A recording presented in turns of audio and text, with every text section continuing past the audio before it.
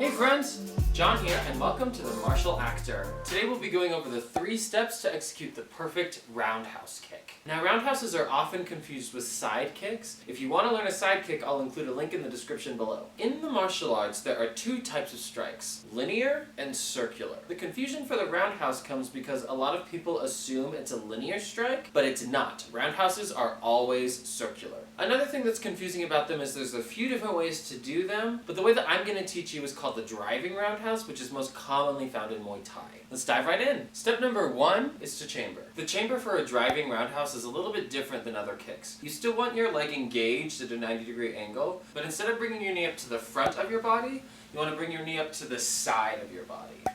A driving roundhouse requires both hip strength and flexibility, so stretch those hips. Step number 2 is to drive. When you do a driving roundhouse, you want to aim with your knee, and your knee should cross your target.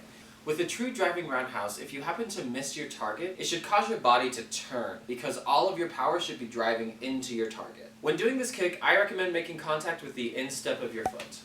Step number 3 is to pivot. While your kicking leg is driving, your balancing leg should be pivoting 90 degrees to the outside of your body.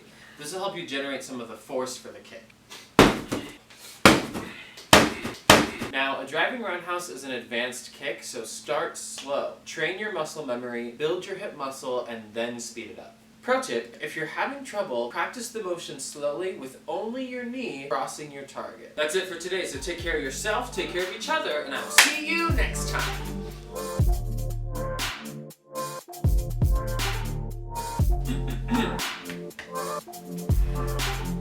You can hit with the instep of your foot,